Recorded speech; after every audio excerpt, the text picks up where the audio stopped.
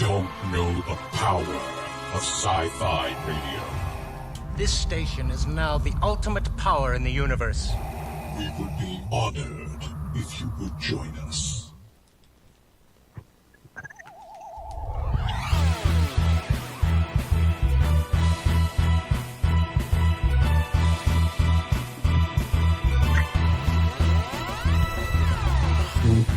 All right, it is the Thursday after Christmas.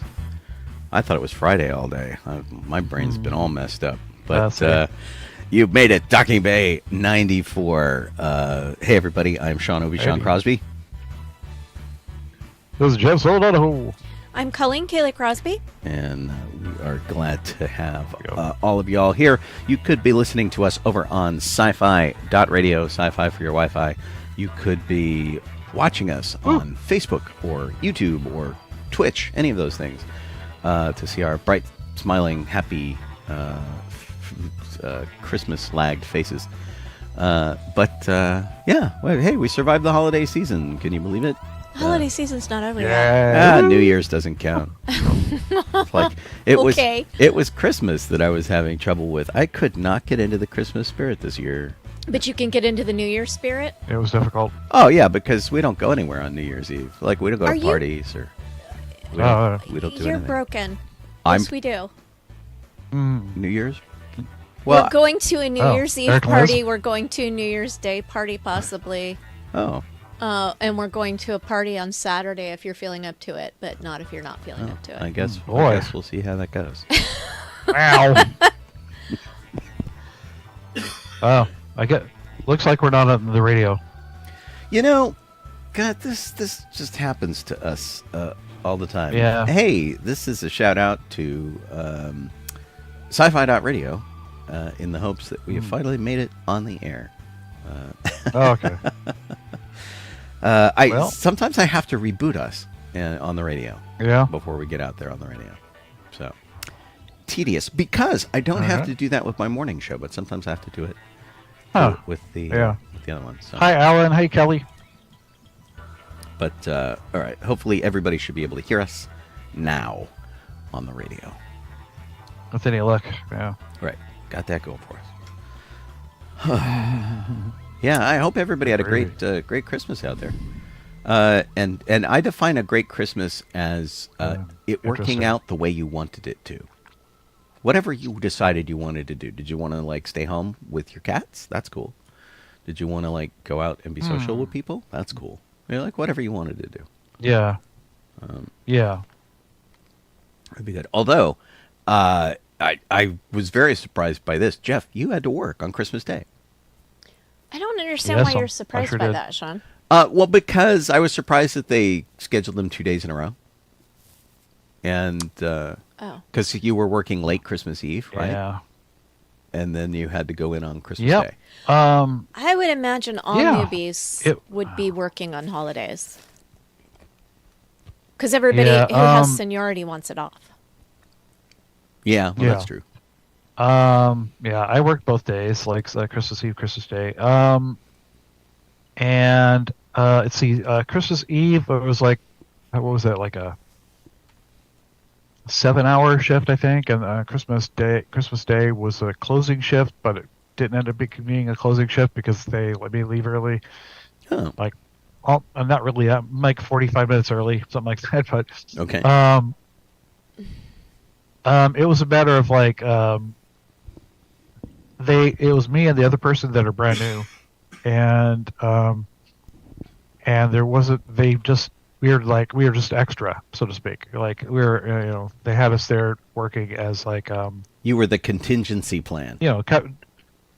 We're just like extra people working there to cover spots and stuff and breaks and whatever else. And since we're new, they figured they would just let us leave if we wanted to, because the people that have been there a while were getting the holiday pay, and we were not necessarily getting holiday pay because we're brand new. So. And I'm like, oh no, $20, less than $20. Oh no. So I left. But it was interesting. I mean, not vastly different than any of the other shifts I do there, but it was we still had people that, you know, guests will be guests. Right. So. Well, that used to be a lot of I don't people's wanna say- traditions to go on Christmas Day. Yeah. And it's a lot harder to do it. So now the people that you're getting who are doing it are the people who can like afford to do it, because most people with passes are blocked out. So like the normal people who just hang out there aren't really doing it. They've got to buy an extra ticket to go. And that, you know, precludes a lot of the chill people, I find. Because people who buy a ticket to get into Disneyland in most cases are like, oh my gosh, we must do everything because we bought a ticket. We're only coming here on this day. So Yes, it's just weird, you know, because like Christmas Eve did stuff here, a little bit of stuff here, and then Christmas Day we had the kids came over, we opened presents and everything, and then went to Marietta for that part of the Christmas Day for Aubrey's mother's house, and I was there until about slightly after 5, and then I had to book it from Marietta to get to Disneyland to be there on time for my shift. That's a drive. I made it within like, you know, yeah, it is long, but it was like I think I got there about 15 minutes as to spare. So at least I was able to go to the bathroom before I went in. But yeah, so it was it was. I was thinking it was going to be busier. I mean, it probably was, but it's an odd thing that there's a little not a hat stand. It used to be a hat stand, but right next to Autopia, there's a place called The Mod Hatter? No, Winter- that's in Fantasyland. Yeah, no, it's called Winter Circle. I think at one Oh, point it was called the yeah. Hatmosphere. the hat Long ago it was called Hatmosphere, Hatmosphere yeah. a long time ago. Now it's Winter Circle. right, because But, it's right next to Autopia. Yeah, but they closed that place before the ride closes. Oh. And it's like, so less people are coming over there because it's not as lit up, you know, so Now, it's something they need to fix. one thing I have noticed over at Autopia, and I haven't gone to check this out personally yet, but I noticed it on my way to the monorail the other night, is that there's a ramp you can walk up, and there are 2 sort of ATM-looking machines that will allow you to customize an Autopia driver's license. And I assume they charge you for this privilege, but I haven't really looked at it in depth. Yeah. But I don't remember ever having seen it yeah. before. It looked kind of cool. They had something similar to it back when they switched it over to like you know, the Honda? I think it was back when it was Chevron. Back when it was Chevron before it came Honda. Yeah. They gave the cards out to like everybody that walked through. Right. They used to hand them out. And we still have cards. Yeah. Yes. Now we still have cards, but we just hand them out every now and then. It's not really something we have to do, but it was just to hand them out, and then they can, or someone can ask them for one and go grab it for them. The card is it's just like they were before. It's kind of blank in a sense for the photo. Put your own photo and here. Back then, yeah, you would go into these machines and pay. So they switched to vendor, I think, but still, you know, people like, well, you know, they get your own photo, but it's a separate thing. So when people come to us and say, "Oh, do my photo," I'm like, "Well, there's an 800 number on that machine because we have nothing to do with it." But yeah. Yeah, it's Those like are still there. It's like the coins. Like Disneyland sells these coins, and they have absolutely zero to do with it. You have to call the vendor, and if you have a problem with the machine, and they'll credit your account, or they might send you a coin in the mail. It's very convoluted because I was collecting the coins on behalf of someone who didn't live down here, and one of the machines gave me 3 out of 4 coins. They didn't have the coin it was supposed to have. Yeah, it was kind of a drag. Yeah, it sucks. Budala, I do not know who's going to next sponsor it. It's currently Honda. Says Honda. I don't think Honda's actually really sponsoring it right now, but it says Honda. If Honda is on it, it's whoever wants to fork it over, you know. yeah. But so like right now, Nissan and Honda are talking about merging, and Disneyland's talking about making it an electric car ride. And so honestly, I'm sure the next sponsor will be whoever wants to pony up the money to let them switch from gas to electric. It could be Honda if Honda thinks that they need that boost in electric car sales. So, yeah, it'll be. It's nuts. like as far as I know, there's nobody yet that's stepped up and said, "Hey, here's some money," you know, because it's going to cost a bit. The trouble with it was being that, like, how do you keep all these cars running around the track and that have to be recharged so often? So right.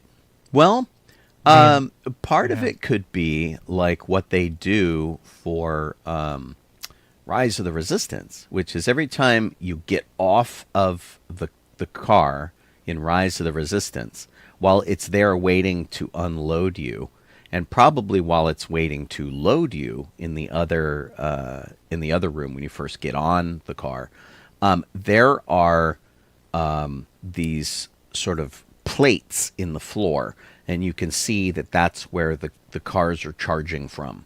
And so there's like 6 dots on the floor, and when the car pulls in, they contact brushes and they start to recharge. And then when everybody's out, it takes off again. And that seems to be enough to keep the cars going for the day. And so if you could do I imagine that what with it the is Autopia, because they probably charge it fully and then it adds. right. It's a maintenance charge.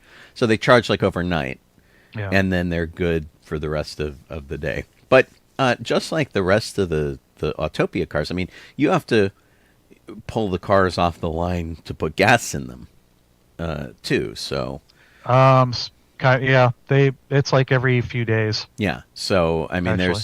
it'll probably be something similar to that.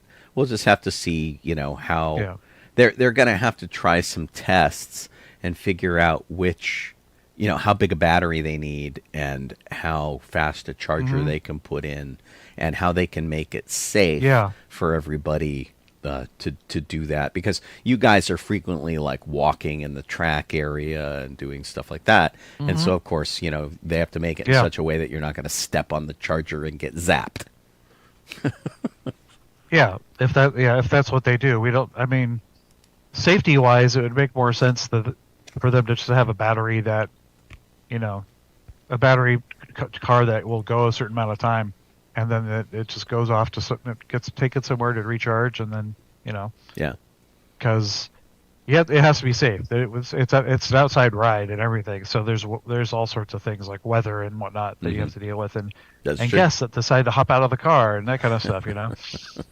Yikes. So cool. Yeah, we'll see what happens. It's but right now I'm interested to see what Nissan and Honda are going to do. I feel like if they merge, I feel like Honda's not gaining much from Nissan. I feel like Nissan's gaining a lot by merging with Honda, and I feel like Honda's like not really getting much from Nissan.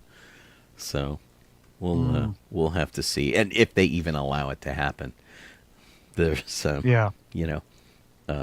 governmental things that have to pass and things like that. Yeah. I don't know. I mean, we'll see what happens. Excuse me. Yeah. Well, cool. Well, yeah. That was mostly my weekend right there. Right. But Christmas with the my family Christmas. was pretty good, right? Yeah. Excellent. It was fun. So gosh, we have so many. Yeah, most of my time's been either work or not. So many people. I'm not sure who we said hi to yet. We've got Laszlo Toth. Yeah. Chris and Laura. Yeah. I'm not sure what that is. Budala. Yeah. Eric Gerds. Kit, of course. Kelly. Yep. And then Alan. we've got Kelly, Alan, and that's it. And I don't have YouTube open. I don't know if somebody's No, over nobody's there on YouTube. Where they're ignoring us completely. kind of quiet boo. because it's a holiday week. Yeah,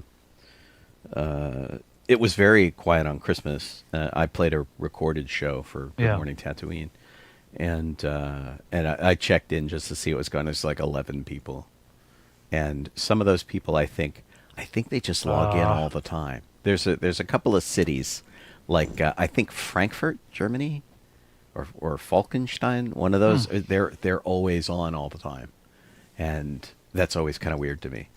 So we'll have to see. But we weren't super Christmassy over here. We just kind of lounged about. We watched all of Hawkeye. Which, Yeah, we've seen an Yeah, me awful too. lot Not of Christmas, but yeah. yeah, we Christmassy. we felt that was a suitably Christmassy thing to do. Yeah. We watched Totally. watched some other stuff too, which is pretty good. We've not watched Die Hard, Yeah, we still need to do that. and I'd also like to. I heard there's a what's it called when you talk over the movie? Riff Tracks. Riff Tracks. I heard there's a Riff Tracks of It's a Yeah. Wonderful Life on Tubi. Yeah, So that would I'd be kind fun of to like do. to see that. So Probably. It's a Wonderful Life. There's a weird thing. So if you have Amazon Prime and you go to watch It's a Wonderful Life on Amazon Prime, there's a colorized version. There is a Yeah. black and white version, and then there is a truncated version that is missing the 25 minutes of the movie where George doesn't exist, the alternate reality part of the movie. So he's going to jump off the bridge. Clarence jumps in the water. They go to the bridge control Yeah. house where the guy is, and they dry out their clothes. And the Clarence says, "Well, I'm here to help you." And George is like, "Well, unless you have $8,000, you can't help me." And then it cuts right to George running back into town going, "Merry Christmas, building and loud." And I'm like, what? What the heck? They, like, It's they took out the point of the crazy. entire movie. And we don't know Yeah. why. And the reason I bring it up is that somebody said that was like a Riff Tracks thing, and they were trying to get around some kind of I mean as near as I can tell, most of It's a Wonderful Life is in the public domain. So they were I couldn't imagine them trying to get around some sort of copyright notice. And Yeah, I don't know. they have the Yeah. other two versions which are complete. Like, what the heck? Yeah. It's very weird. Yeah, so strange. So very, very strange. Yeah. That doesn't make. Yeah. Jeez. So Sean Make any spent sense. most of the last week in bed, just God, guys, I have been recovering, so sick. and then he would get up for dinner and come and sit in the living room and watch a movie or a Christmas show or something with me, Yeah. and then go back to bed. And so I haven't really been doing too much either, although I ended up having to work on Christmas Eve as well. I didn't have to work on Christmas Day, but I had to work on Christmas Eve, and I had to work a tiny bit this morning. But what I've been doing with my time is cooking and baking and sewing and watching tons of TV and Christmassy movies. TV. Christmassy things. Well, except for the Bear, which you've been powering through. You know what? The Bear is so good. It's in its third season, and it didn't look like it was for me because there are episodes where basically the entire episode is people screaming the F word at each other. Which wouldn't seem like my thing, but when they are not screaming the F word at each other, they're making these really deep emotional connections with each other. And it's about a restaurant that these people are opening, and it's a high end restaurant. And so in between people screaming at each other and making emotional connections, they show just the most gorgeous food. The kind of stuff that you know, like you and I wouldn't be able to afford to go to this restaurant, or, you know, you'd have to save up for it. It's out of our regular price range, I would think. And, but it's just, it's beautiful to look at, and also their relationships are nuanced, and they're trying so hard. The main character in it, I can't remember his name, but the main character in it was in another show previously that I started to watch because, I don't know, I watched like the first episode and I kind of liked the characters. But the problem is that most of the people in that other show were unredeemably awful. And it had to do with poverty and, you know, like bad parenting and things like that. So there were reasons. But in the first season, a couple of the characters, Jeremy Allen White, I think is his name. Yeah, that's his name. There were a couple of characters, including him, who were trying to improve themselves to be better people. And then I saw, it was like 7 seasons in when I started watching it, and I saw an ad for the current season and realized that the people that I liked that were trying to be better people had not succeeded in becoming better people and were just worse people. And so I stopped watching it because I was like, no, I don't, it's not worth it to me. Yeah. That's the problem we have with Battlestar Galactica. Kit, it was called Shameless. I like how I just describe things and people around me fill in the details of what it is. It was like the actors in it are really good, and it is really enjoyable, but it's too painful to watch. Whereas this one, people, there's a lot of mental illness going on amongst some of the people involved in this show, and you can see them making the efforts to overcome the difficulties that they're in and be better people and better chefs. It's just lovely. I highly recommend it. Unless, of course, you would have a problem with the F word. If you would have a problem with the F word, or it's some of the episodes are beautiful, and other episodes, which this is so funny. Disney Plus has one of their categories under, if you go into holidays, and it just lists all these different categories of holidays. And one of them is TV show episodes.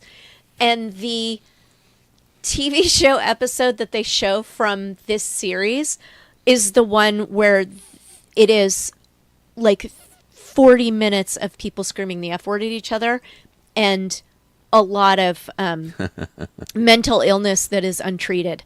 Merry Christmas. Yeah, it's so funny that, you know, they would... It's like an algorithm has picked this and not a person. Right. Because technically it is Christmas. A couple of chat clarifications. For Kelly, it's a scripted show that has some reality show vibes, but it's all scripted. It's a drama show. It is not a reality show at all. Yeah. The bear is... But it has like a moving camera, and it's like not locked down, and it's... Yeah, but it is not... It's not a reality show. Right. At all. But it's very realistic yeah. in what they're doing. Okay. Yeah. And then hello to Dawn, who popped in, and hi to Matt Tillard, who's over on YouTube. Hi, Matt. Yep. And the Lady A popped in. Yep. And apparently Sam is there too. Did we say hi to Sam? Yeah. Hi, Sam. Okay. Okay. So yeah, highly recommend, unless you're going to get triggered by people screaming at each other for 40 minutes or by the mental illness that they're dealing with, including suicide, to let you guys know. And that's like in the first episode. So very quickly. It's not like you can... It starts off heavy. Yeah, it starts off heavy. So... but they get better. Gotcha. Yeah, I am very much loving it, and I'm going to be sad because there are 3 seasons and I'm on the 3rd season. I'm like, she's running out of episodes. Yeah. So I cooked since the last time I've talked to you guys. We did maybe not as many things as I thought. I made carrot tarragon tarts. I made homemade boursin cheese. The kind of cheese and cracker spread that's an herb cheese. I made cranberry coffee cake. A lasagna that I really liked. It was very different than any lasagna I've made previously. And today I made lentil soup and a cranberry jello salad, which the cranberry jello salad isn't finished yet. Wow. Yeah, so lots of cooking. Nice. And then for Christmas Eve, we decided to have appetizers for dinner, which is like a traditional thing we do on holidays. Yeah. It's just Sean and I. Yeah. And a friend of mine had posted about she lives alone and she was spending Christmas by herself. And so she went out to Susie Cakes, which is a chain bakery that makes cakes and cupcakes, and bought this candy cane cake. And then I was just like fixated on it. So I had to go out because there's a Susie Cakes like 2 miles from here. And so I ran out and got that. And while I was waiting to pick it up, because they were super busy in the shop, the woman who took my order was chatting with me. And I said, I came in here to get the slice of cake because my friend in San Francisco had decided to get it. And it sounded so good that I had to come here. And she ended up giving me a free cupcake too. So nice. Yeah. So is it shaped like a cake? Is it shaped like a candy cane, or just has candy cane flavor? Or honestly, I feel like the cupcake was good, although a little bit too sweet. The cake was a lot too sweet, and it fell a little bit short of the mark for me because instead of going candy cane colors, it was just a regular cake, and it was a slice of cake.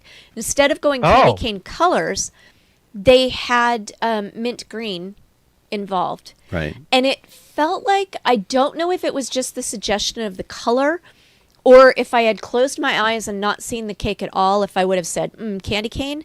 But to me, while it was heavily mint, it didn't quite taste candy cane to me. Yeah. And it was not peppermint.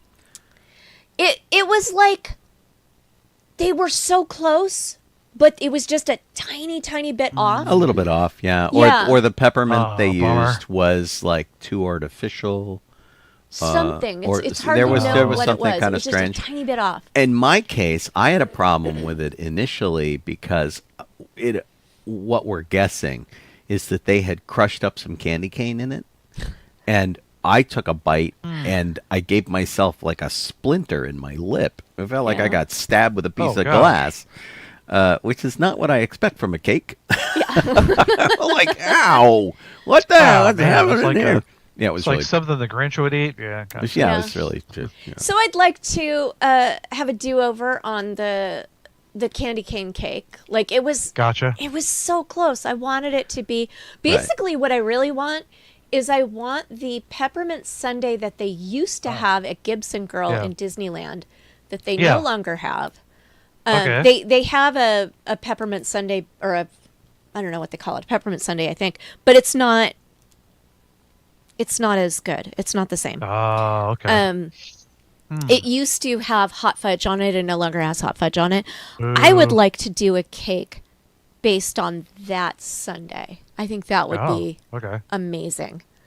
So now I have that in my head. I'm going to write that recipe up and put it on my to try recipes for next year.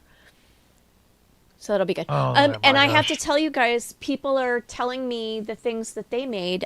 Sam did a big meal, including Yorkshire pudding, which can be tricky. So that's pretty awesome. And it looked like they had a ton of people for their Christmas too. They had like the big long table with lots of folks. That was very cool. And I thought, Laura said she and Chris had tri-tip with potatoes. And Don sent me photos of his Muriel tea cakes from the Life Day cookbook. Oh. So how fun is that? And they're very, they look like, what's that ice cream that you like, Sean? Chocolate malted crunch? No, it's 3 colors and it's Italian. Neapolitan? It is not Neapolitan. Gelato? Spumoni? Spumoni. It looks like spumoni. It's pink and green and white. So, anyway, everybody's been doing lots of cooking. Yeah. Don says he got a Grinch box of Krispy Kremes, which I've seen at the market and have not picked up. Oh, okay. I felt like the Ghostbusters one was a little hard to top that one. Right. It sort of warned you off of it, too. Well, and also we have so many sweet treats in the house right now. My diet is on hold until the first of the year. But I'm still like, today I made lentil soup and I took a whole huge, there was a giant bunch of kale, rainbow kale that I got from the farmer's market. Oh. I don't know, like 2 weeks ago, and I haven't been using it, but I ended up sautéing that whole thing, and then when I had my lentil soup, I put a dollop of sautéed rainbow kale on top of it, and you guys, this soup was so good. Oh, good. It was really good. Yeah. Yeah, I know that Sparrow and Sparrow and Abria and I'm not sure how. Yeah, Sparrow, Aubrey, and Christina made a bunch of stuff, and of course, like Owen and Casey and Rose, they all made a bunch of stuff for like Christmas, the Christmas dinners and such. I didn't make anything, but they I didn't make anything either. Yeah. Sparrow made a banana bread, and then the other one was and I can't remember for the life of me for right now. I can't remember what it is. What the other bread? I want to say it's a type of squash. And I can't think of the dang thing. What it is, but it's made those. And then like cookies, a whole bunch of cookies, like different cookies, and like from scratch cookies that were like chocolate with big like, I don't know if it's a Hershey's Kiss in it or something. I'm not sure, but it's a big old thing of chocolate in the middle of them. They do that a lot. Yeah. The Hershey's Kisses. Sticky toffee pudding was Christina. Oh, okay. Ooh, yeah. wow. Christina made I think it was called sticky toffee pudding. Yeah, that's an English dessert. Yeah. And then there was like carrots and leeks dish and all this other fun stuff and veggie stuffer too. Rosella made those great. So the Lady A made a whole turkey dinner, including crack beans, which I think I need to hear more about what a crack bean is. And Laura thought that I said Lego soup instead of lentil soup. I did not make Lego soup. And Dawn made a beef stew. That would be difficult. Yeah. Oh. Yummy. I don't want Lego. I will pass on Lego soup. Break your teeth. It sounds painful. Yeah. Yeah. Bad enough to walk on it, you know. Yeah. Yeah. I mean, I got stabbed by cake, so I'm not gonna. I haven't really done my Christmas cookies yet this year, and I've just been like, I don't know, kind of lazy this week, and I haven't had time in the previous weeks. But on my Christmas baking list, I've got peppermint marshmallows, Rigula, Yule log, spicy gingerbread cookies, and brown butter shortbread. And then pfeffernuss. Sorry, Sean wants me to make pfeffernuss because Trader Joe's stopped carrying it. What's with that? Yeah, it was. I haven't seen it there in a while. It was totally a bummer. It's like a Christmas staple that's just suddenly gone. Yeah, I was looking for it this year. I didn't see it at all. I'm like, wait a minute. This is here last time. What the heck happened? Right above the freezers, you know. What was right above the freezers? I missed it. Usually, there's like at least the couple of the ones Trader Joe's I go to. They have these racks that are above where you get all the frozen food from. Yeah, they line the cookies up above the frozen food. Oh, at Trader Joe's, right? Yeah. Yeah. Okay, so the Lady A tells us that crack beans are French cut green beans with. This would not fly in our house. Cream of mushroom soup and sprinkled with fried onions. Yeah, not so much of Okay. the I've cream had that. mushroom It's soup. yeah. That's not happening. I don't do much, but So I was cleaning the cupboard the other day and realized that there is a can of cream of celery soup in our cupboard that my dad made me that's buy weird. the last time he visited. And long ago. which was long ago because he passed away in July. Right. And I'm thinking to myself, oh, I'll use it for something. And there's no way I'm going to use cream of celery soup in anything. My mom just sent me a note that she knew which ice cream I was talking about when I was trying to remember the name of Spumoni. Oh, And so she's sitting okay. in her bedroom or her office, yelling the answer to the question as if I can hear her through the computer. that's very funny.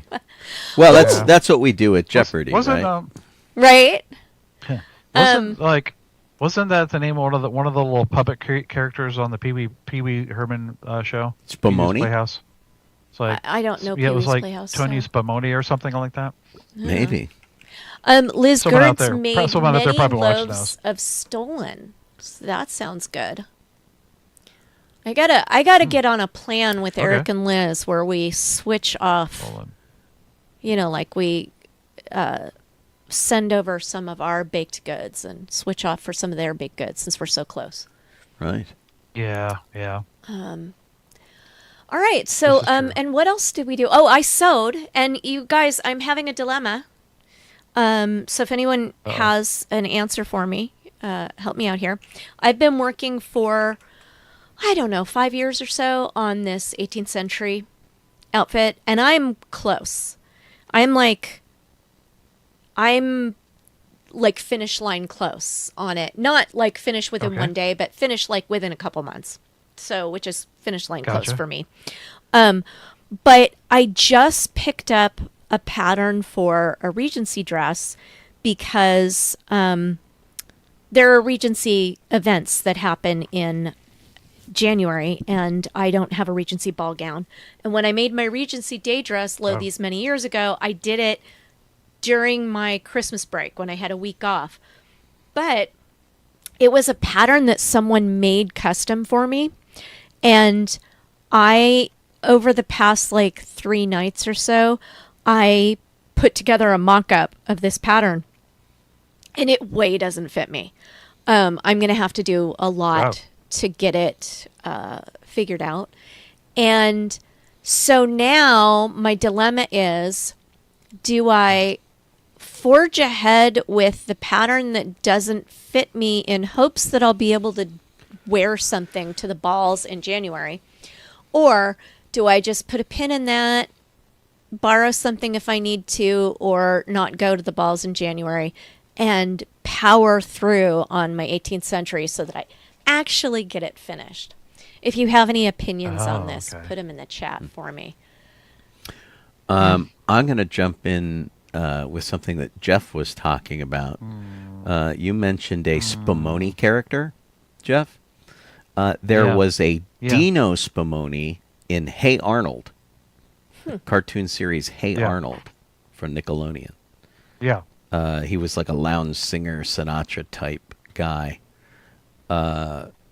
Although his suit was very Pee Wee Herman, but I can't find that in connection to Pee Wee Herman.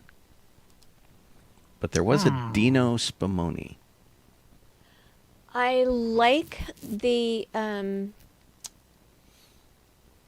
name Dino Spumoni. That's like a good character name. It's not Yeah. bad. Huh. Yeah, I don't know. It was weird. So, so that was our week in review. Anybody else have any further? No, thoughts? I mean, I have been so out of it. I have been so sick, and it's Existing. my parabola is really weird, where I'm like trashed in the morning, and then I'm like better by the afternoon. So you're getting me kind of like at my best for the day, like right now, and then I'll Okay. go to bed, and I keep waking myself up when I cough, which is awful. Yeah. And so I'm not like Yeah. sleeping very well. And then I fall asleep at about 4, and then I get up and I do the show at 8, and I'm like, ugh. So it's been Yeah. and I'm done. I'm done with being sick now. Please, it's and I had all my shots. I don't know what's going on. Whatever I caught wasn't in the spectrum of that the shots covered. And Huh. All right, so my answers That's a drag. from our wonderful listeners are: Kelly says upsize the Regency, and Liz offers to help me with to help me judge the outfit and pattern, which is fabulous. Liz is always very helpful and wonderful, and the Lady A says to make another mock-up, which and start over. Gotcha.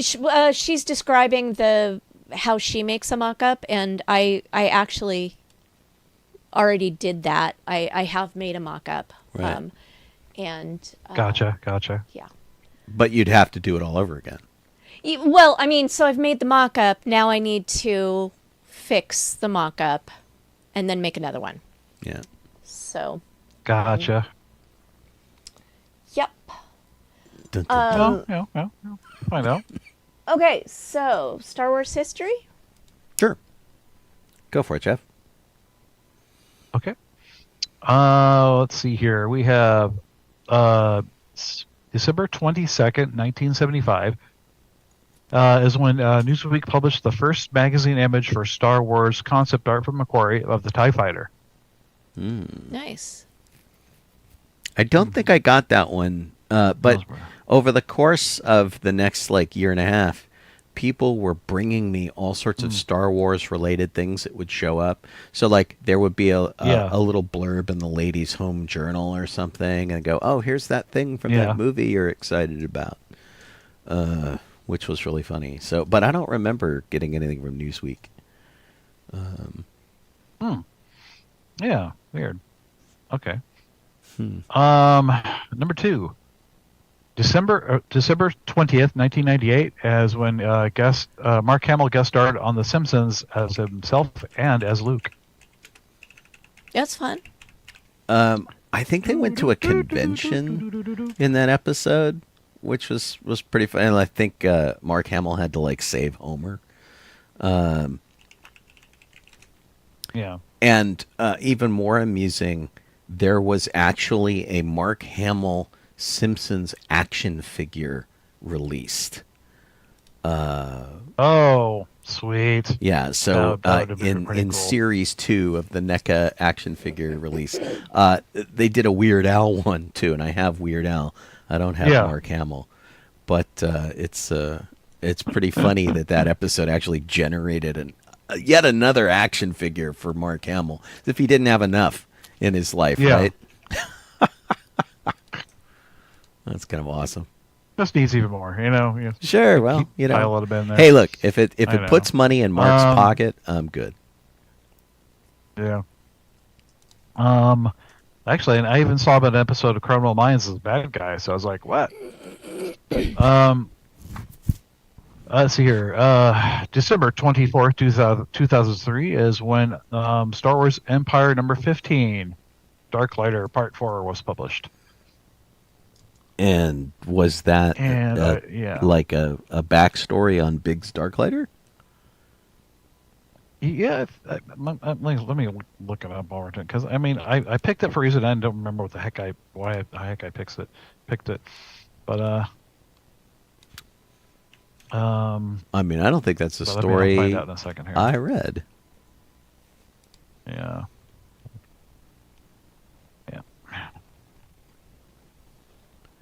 Okay. Well, is it Darklighter? There is no I don't know.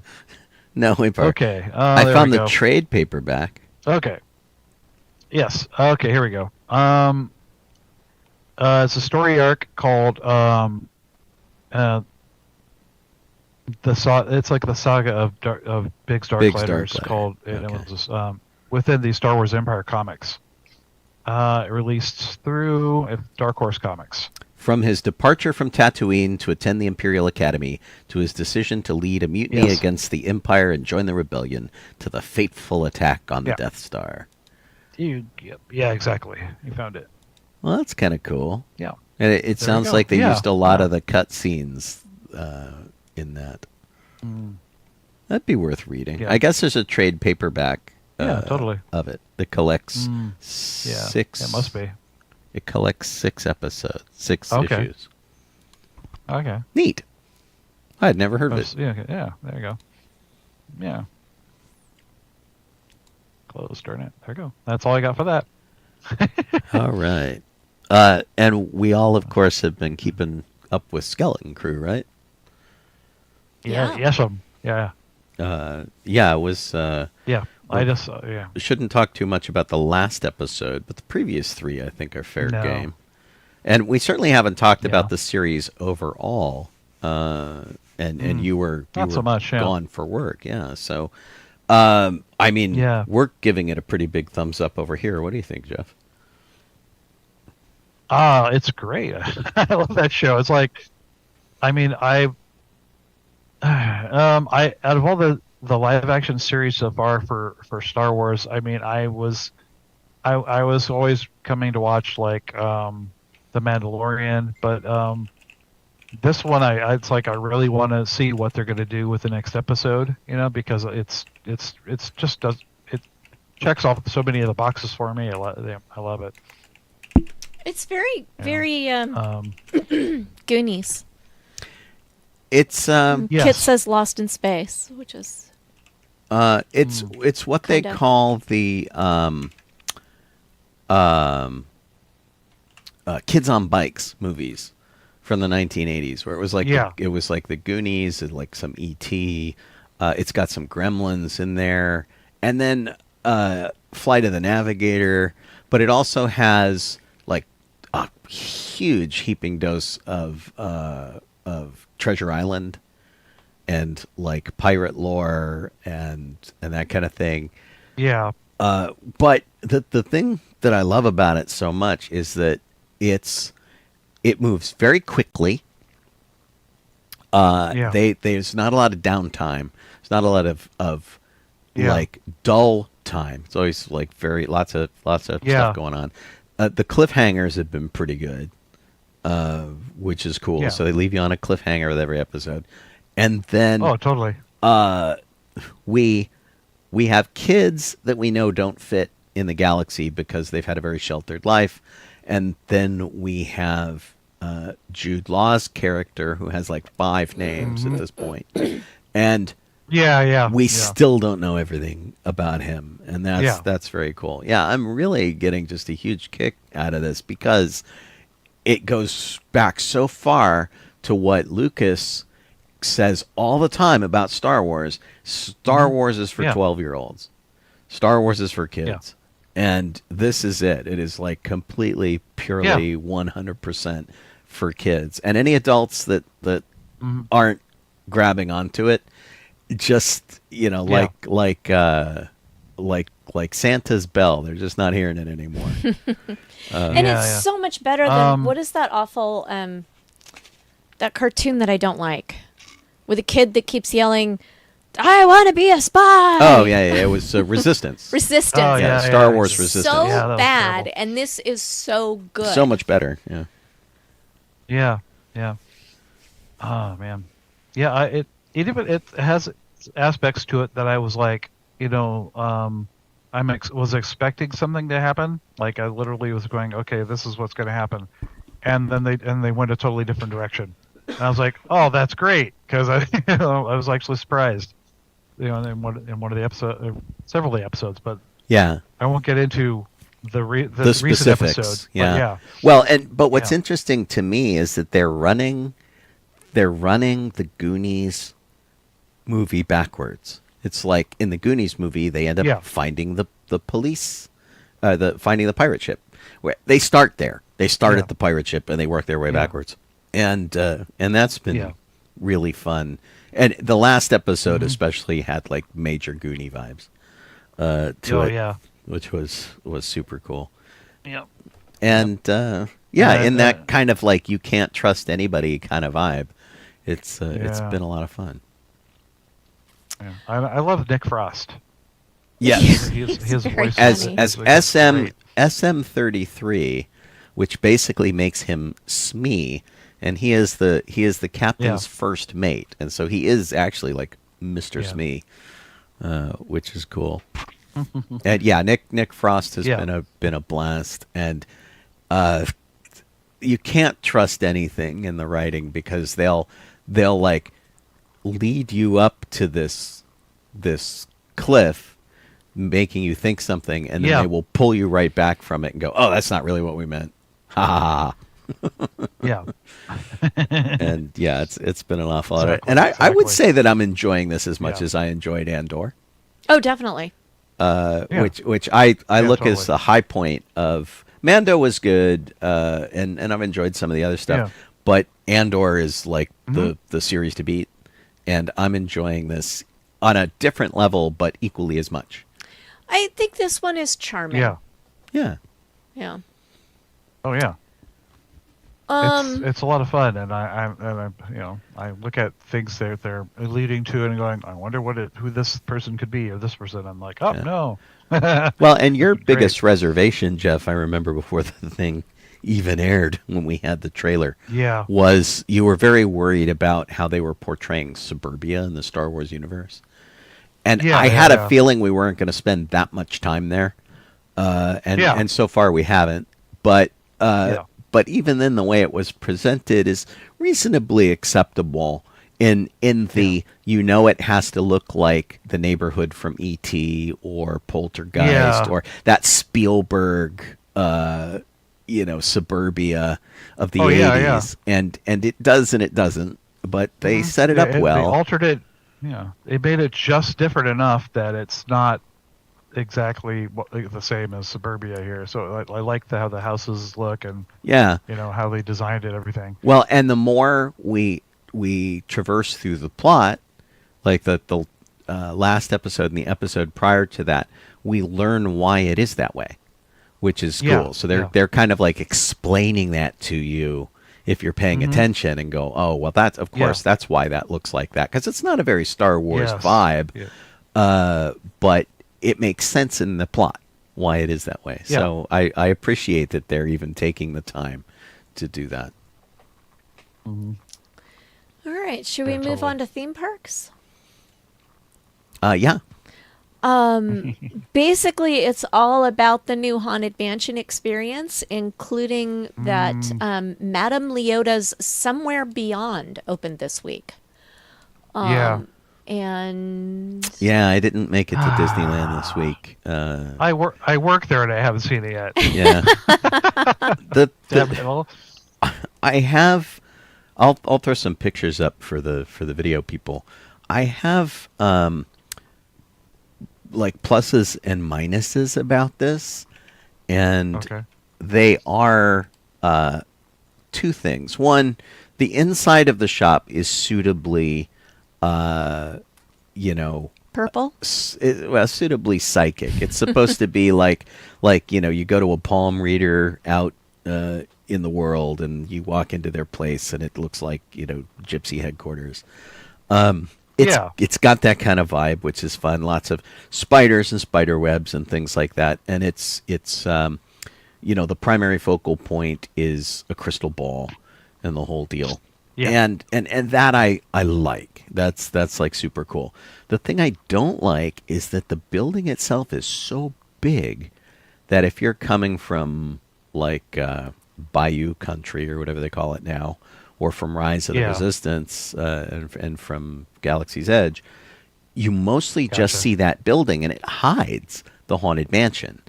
And it's not so much of a reveal as you like make your way around the building and go, oh, look, it's the mansion. It's not that it's like, oh. It's like there's the mansion, but you can't quite see it because it's behind that barn. There's a barn in front of it now. Yeah. Yeah, and I suppose that if you don't live in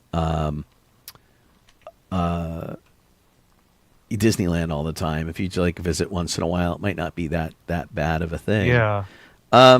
But they've put a lot of effort into the design of it.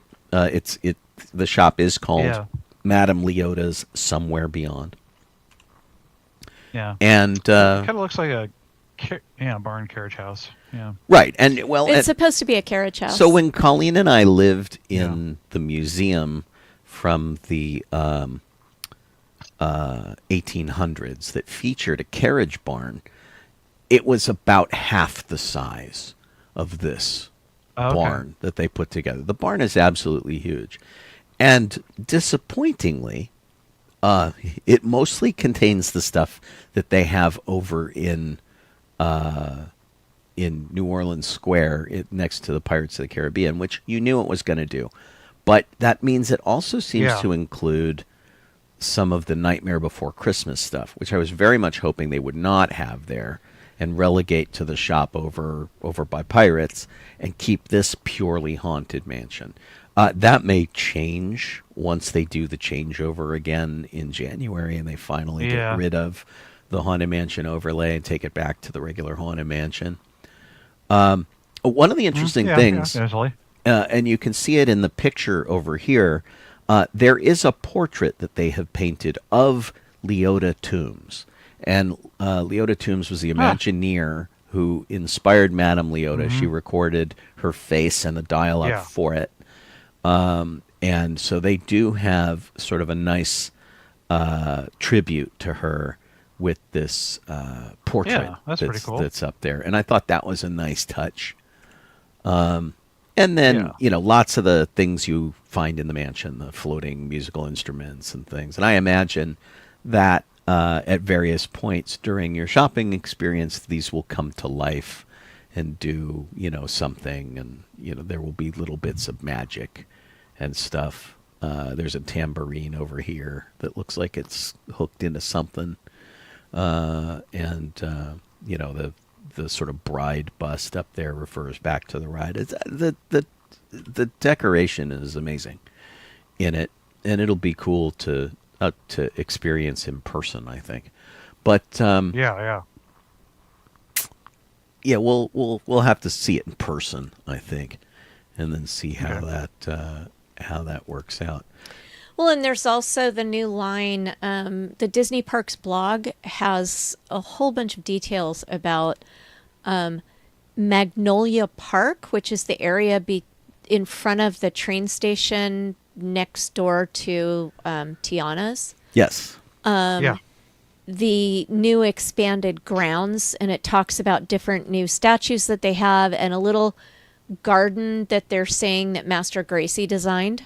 Which includes a bench with a book and a smoking pipe that have been left behind. That's kind of cool. Yeah. I did take some pictures over in that area from the outside. I did not go on the ride.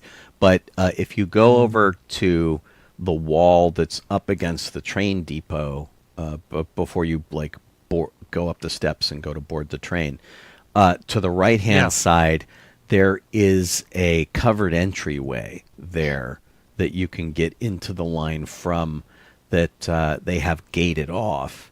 And I assume that's for like overflow line or things like that. And looks like to get people in there, you would either like turn them in and turn them around there, or you would open the gates and let the line spill out into that park area. And then there is a sort of a fountain area with some brickwork and a whole fountain and things. It's actually really cool.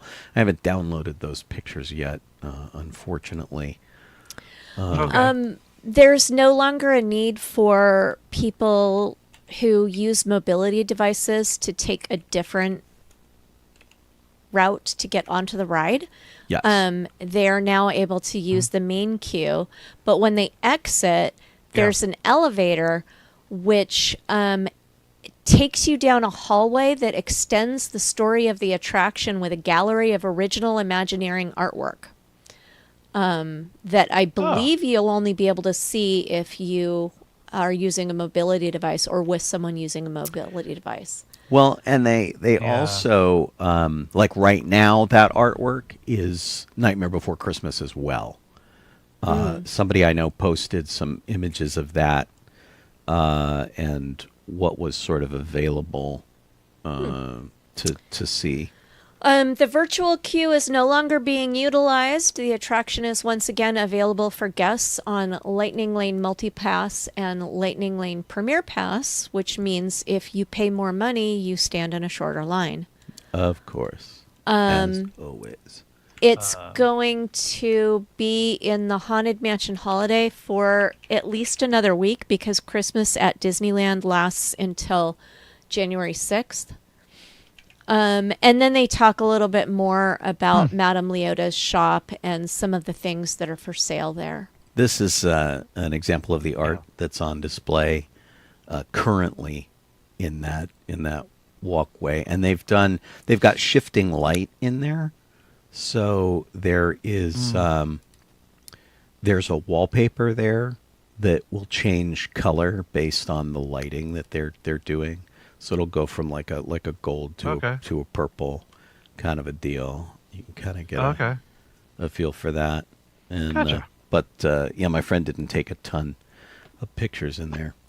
Gotcha. But that's only if you're using mobility scooters and things like that, different access to get in.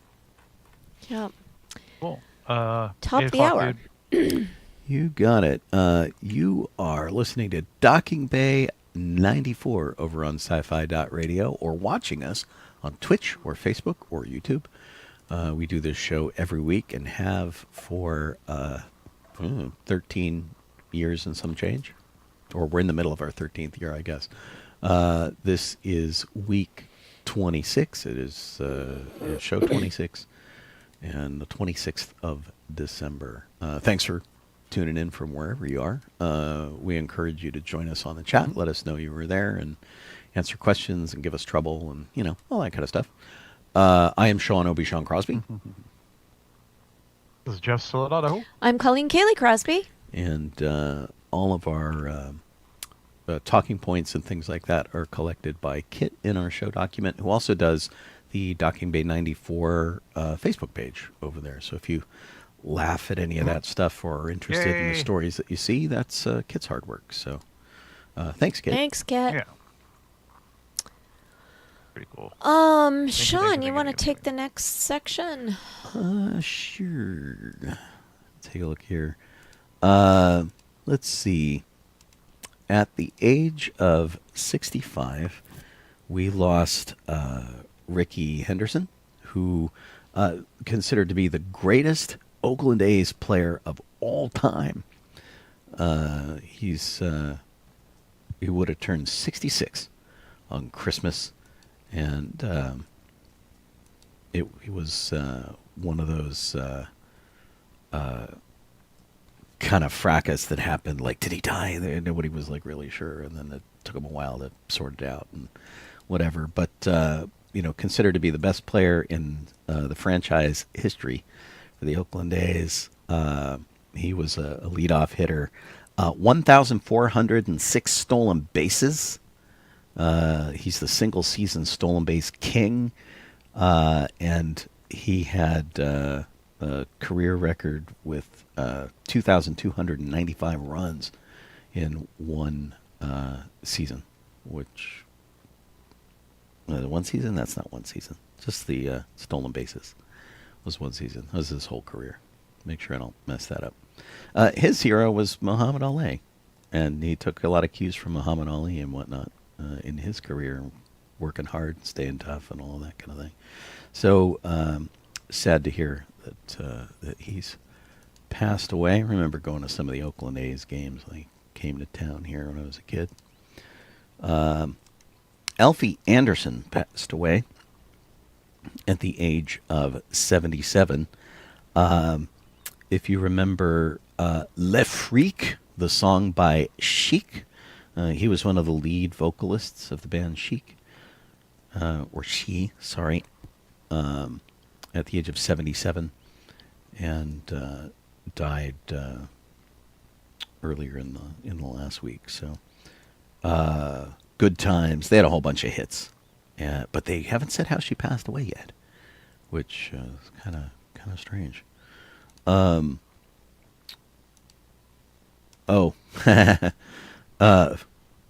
This caused a big flap in the news this week. A lot of people were posting memorials on behalf of Paul Hogan, who is still alive at the age of 85. Paul Hogan did not pass away. What confusion comes from, people posting articles that say the star of Crocodile Dundee passed away. Well, in this case, it was the animal star of Crocodile Dundee. Bert, the gigantic Australian crocodile, passed away at the age of 90. He was at the Crocosaurus Cove Preserve in Darwin, Australia, and he was at least 90. They're not even sure how old he was. He had a lot of personality.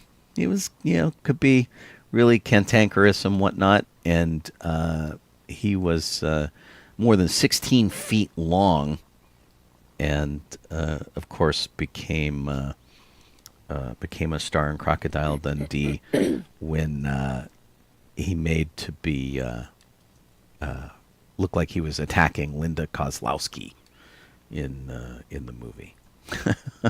So it's not Paul Hogan, it's the crocodile who passed away. Hudson Meek passed away at the age of 16. He was in the movie Baby Driver, and it said he succumbed to injuries after falling from a moving vehicle on December 19th.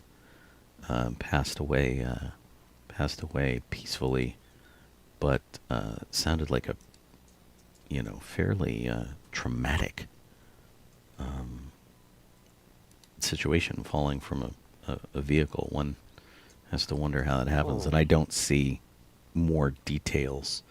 But he was in the TV series Genius and in the film The School Duel, and he's got some other things going on. In fact, one project still has yet to release with him in it. But yeah, sad news. That's way too young, and everybody's talking about just what a great guy he was, and a certified open water scuba diver at age 13, which Wow. is pretty good. Yeah, so they're going to have memorial services for him in Homewood, Alabama, and memorialize him over there. And then I have one myself. It's kind of a personal one, except as always, like I had it open, and now I can't find it. But a friend of mine who I know through my car club, the Star Car Central Club, and he was a big Disneyland fan. He had a replica of Herbie the Love Bug that he used to bring to our car shows and things. Bob Jambard just passed away from cancer, and he had been fighting it for a while, which is really kind of like stage 4 cancer, and it kind of hit him pretty fast, and pretty sad news to hear that he passed away. He liked, like most of us, he really liked Disneyland and loved going there, and he used to come to a lot of our charity events with this Herbie the Love Bug. Just a nice guy, and really sad to hear of his, rather sudden passing. So, and what's really funny is I posted something on Facebook, and I keep running into people who are like, "Oh my God, I know him from here. I know him from there," and he was one of those guys that like a lot of people connected with over a wide variety of interests and things, and a lot of people from walks of life that I had no idea he had his foot in are going, "Oh my God, I know Bob. He was great." So. Anyway, just condolences to his family and our Star Car Club members and people like that. So sad to hear of his passing. Sorry about that. Yeah. I think I met him like once or twice. Yeah, probably. And he was based out of Simi Valley for a while, and the Caneo Valley, and which is like kind of where I grew up in both of those places. And so yeah, we always had a lot to talk about the old days of those particular locations. Yeah, gotcha. Jeff, you want to jump on the speed round? Yeah, I'm gonna clarify something that I was obviously mistaken about earlier. And it's nothing really a big deal, but is the character from Pee-wee's Playhouse was not Spumoni, it was Billy Baloney. There you go. Billy Maloney. That's very different. Baloney. I do not want to eat any kind of frozen dessert based on bologna. I'll just clarify that right now. Ew. Yeah, so hopefully, those of you that were shocked about that horrible news, now you can move on now. And well, thank you. Nice. Okay. Let me jump in before. before. Talk about is not what? Oh, I was going to jump in real quick and say Merry Christmas to Hugh Hardyman, Hi, Hugh. who threw that up on our chat. Oh, Merry Christmas. Okay, go. Cool. I'm putting a link in both of the chats if this darn thing agrees with me for this one. It's not in our list, but I just found it like a little bit ago, actually, before the show started. Somebody talked to Manny. I want to say Jacinto. I think it's probably how it's pronounced. From the Acolyte. Yeah. He was the masked bad guy, Sith sort of guy, whatever. And he talked about that he was at a convention, I guess, during a panel, Fan Expo, and they said that originally the plan was that it was going to be 3 seasons long and a feature film. That was the whole idea originally for it, and it got canceled. And I've never heard any news about it actually being canceled officially through Disney, but apparently someone at Disney did say that. So they're like, this says Alan Bergman cited the show's high production cost of $230 million for 8 episodes as the reason for it's being canceled. I'm like, that can't be the only reason. Right. Just because it costs so much. That doesn't make any sense. Well, Yeah. I mean, sometimes they do that. so I mean, there you it's sometimes the executives step in and go, nah, too much money for the amount of people who are checking into it. But the biggest problem with that, and I haven't seen the Acolyte, but I know because everybody talks about it online, is that Darth Plagueis was starting to play a part. And they were going to explore him in the next couple seasons, and which of course is a character that most people want to see in some form or another. So it's like, it sounds like it was just starting to get interesting when they cut it off. Yeah. Because like the explanation is like it costs too much. I'm like, yeah, but that's only one part of the explanation. Yeah. Was it low numbers? Was that the other reason? Because I mean, sure, it costs a lot, but well, and that's what you have to weigh. So like when they were making Star Trek: The Next Generation, it was just about the most expensive show on TV. It was like $1 million an episode. All the special effects and all the stuff that everything cost, and the big cast of people they had to pay, all that kind of thing. And if there's enough people watching it, then they can justify that cost by the advertisers, and it like balances out. If enough people aren't watching it, and because this is streaming where there aren't like advertisers and things like that, it's a lot harder to make a case for a really expensive show. Exactly. So it's because all I can assume is that they had low numbers. But I mean, the Love Boat started as an expensive show.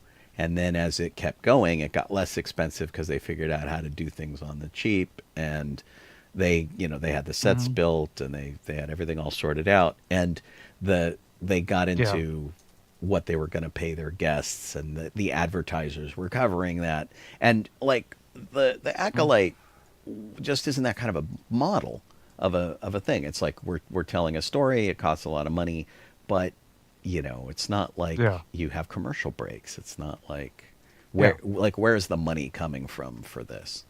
That's the thing I wonder about with anything that's on a streaming service. It's like, great, they threw a whole bunch of money at this, and it's a great show. How are they making money off of it? beyond subscriptions. You know, that's the subscriptions just aren't enough to pay for that kind of thing. Yeah. So, and I don't know how it think works, but yeah. I think Netflix and a bunch of those places are realizing that, because they're canceling a lot of the shows that they had in the works, because they're like, well, we can do this and it will be amazing, and it'll be a critical darling, and the public will like it, but we're not going to make any money out of it. Yeah. Yeah.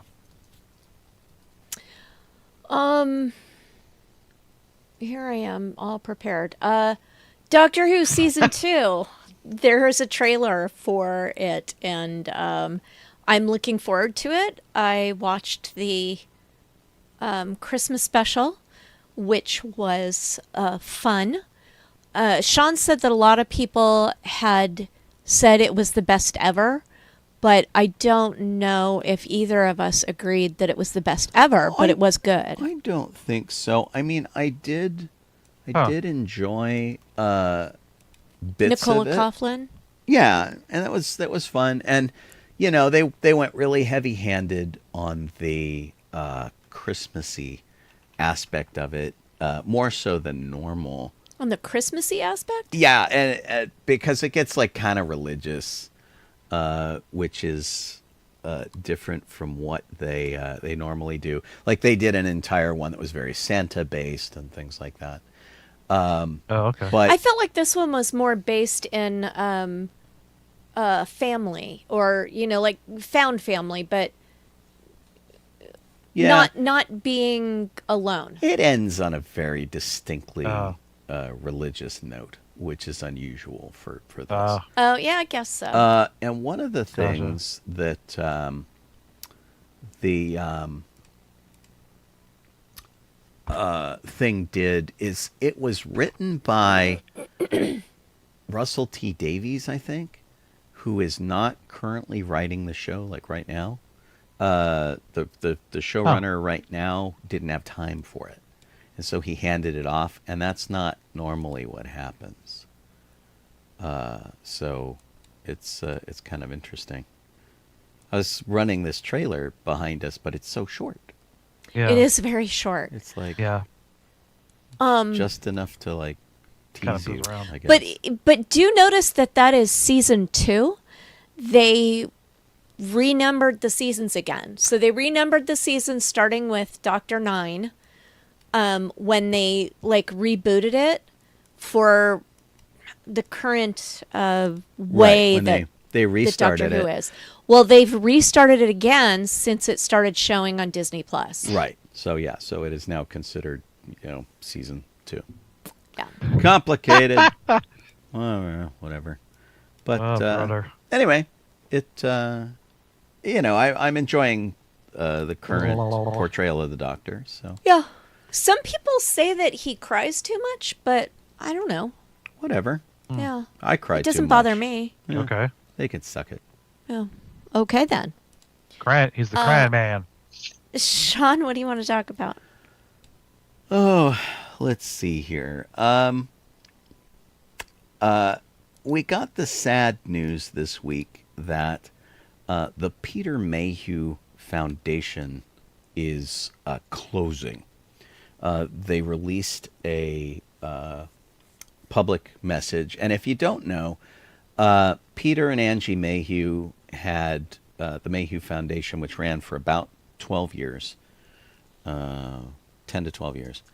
And it provided toys in support of a lot of the other fan organizations and kids' hospitals and things that could be handed out to kids and whatnot. And so basically you would send them a note and go, hey guys, I'm going to do this event. Would you send me some toys? And they'd send you boxes of toys, and you'd load up your wagon. You'd go hand them all out. Gotcha. And of course the toys were donated to them, or money was donated to them to buy toys and things like that. So it's been going on for quite some time. And of course, Peter passed away, and it was carried on in his name by Angie, his wife, and then Angie passed away. And then Katie became executor of their estate. Yeah. And of course, she was asked to continue the foundation in Angie's place. So it's gotten a little complicated, and I'll read to you this this post that they released, which is the Peter Mayhew Foundation lost its founding executive director, Angie Mayhew, in April of 2023. She asked her daughter, Kathleen, executor of Peter and Angie's estate, to continue the foundation in her place. Sadly, the obligations of winding down such full lives are very involved, time-consuming, and stressful. Kathleen already navigates the daily challenges of living with multiple sclerosis, so she found herself in a difficult position, choosing between what she must do and what she'd like to do. With regret, the Mayhew estate asked the board of directors to close the Peter Mayhew Foundation so Kathleen can focus on resolving the estate and family obligations. The board agreed to this closure, not wanting to carry on a Mayhew Foundation without the daily involvement of the Mayhew family.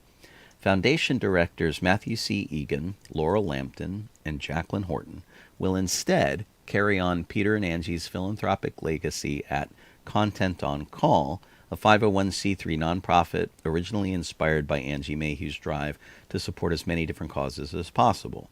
We want to thank each and every one of you who supported Peter's dream over these past 13 years to end things where they began. All remaining Mayhew Foundation funds at the end of 2024 will be donated to the Make-A-Wish Foundation in Peter's name. Thank you for helping the Wookiee give. Like anything, there's a lot of people like me who dealt with the Mayhew Foundation who are sad to see it go. Of course, Content on Call was a thing that was developed, as I remember, to be a fundraising arm for Peter Mayhew Foundation. And so switching things over there isn't like a big change. And then, of course, because everything has to have drama, there are a bunch of people who are, unhappy with this turn of events and are fighting it. And it'll get messy before it gets tidy. Yeah. I haven't looked too deeply into a lot of the complaints that people are making. There are some people, of course, who believe they should be involved in it, that aren't involved in it, and it's going to get nuts. But regardless of all of that, I'm very sad to see them kind of close the doors. It was a really worthwhile endeavor. Yeah. They helped a lot of kids, and a lot of organizations help kids. And, hopefully in some capacity this does keep keeping on, which would be really good. I know Katie, her battles with MS and things like that are not small. And then, of course, trying to deal with the dissolution of the estate. That's very complicated. So hopefully she gets a little rest because of that and gets to regroup and handle that kind of stuff. Because honestly, regardless of what's going on, she needs to take care of her health first. And if she's going to sacrifice her health at the cause of her parents, that's not quite as cool. So it's a sad situation all around, but more information as it develops and solidifies, and we'll keep you posted if Content on Call is able to keep that mission going and things like that. And if you ever contributed to them, they're obviously grateful. I'm grateful that you did, because we've been able to do some great things on their behalf that we wouldn't have been able to do elsewise. And so that's good stuff. All right, Jeff. I have another one that's not on the list. Sorry. That's fine. That's all right. Don't be sorry. Plenty of time. Okay. So so I'm gonna put the link in both of the chats that we have going in the for the show, so to speak. Here we go. Oh, no, what the heck is this doing? No. Stop it. One moment. That should work, I think. Maybe not. Okay. Anyway, so the CEO apparently of that's in charge of the, I don't know if he's Sony Pictures CEO Tony. Oh boy, Vinciquerra.